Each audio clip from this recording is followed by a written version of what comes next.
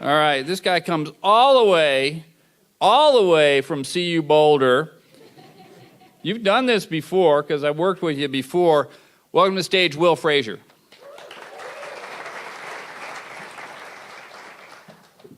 There are 10 billion square feet of single-pane windows in the United States, accounting for 20% of energy lost in the building sector.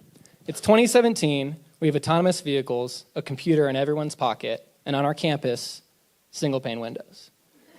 The Empire State Building had an energy retrofit a decade ago. They spent $13 million on energy-efficient upgrades, and they're now saving $5 million every year. This is a great success story, but large-scale projects like this are hard to emulate.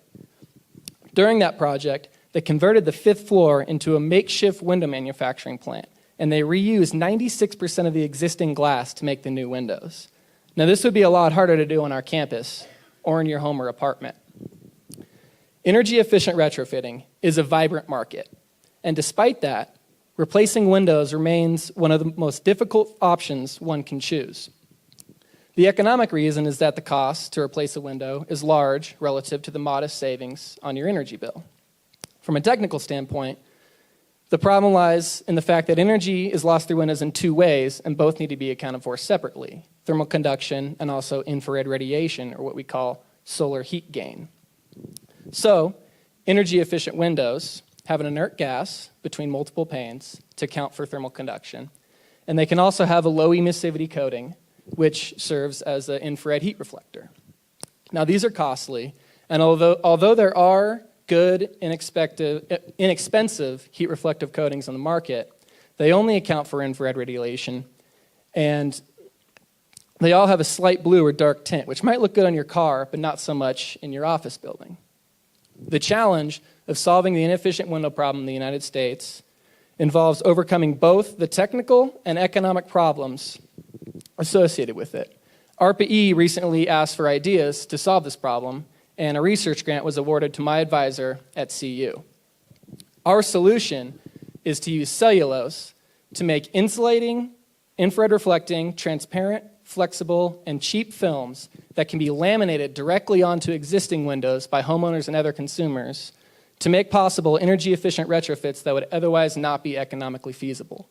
Cellulose is the most abundant biopolymer on Earth. It makes up wood, cotton, and all of our wood and cotton-based products.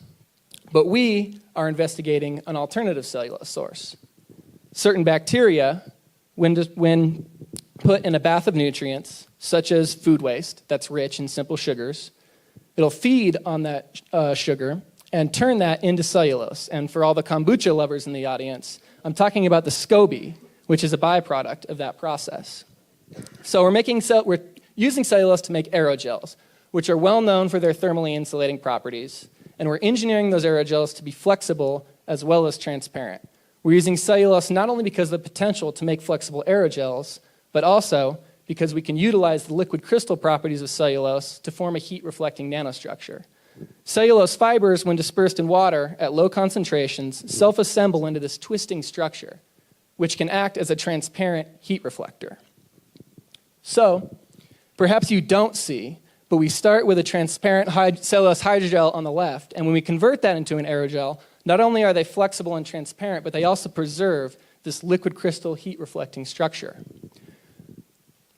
We now have the building blocks to solve both the economic and technical problems of window retrofits. I want to take a moment to thank our funding agency, ARPA-E, that has made this research possible. Some members of the audience may be aware that the current administration has proposed a 100% budget cut for ARPA-E coming up.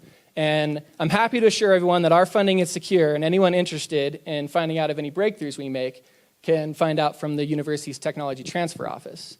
However, in lieu of the uncertainty regarding future funding, I want to familiarize everyone here with the Alt-E Fund, a nonprofit organization with the goal of securing private funding for future sustainable energy research.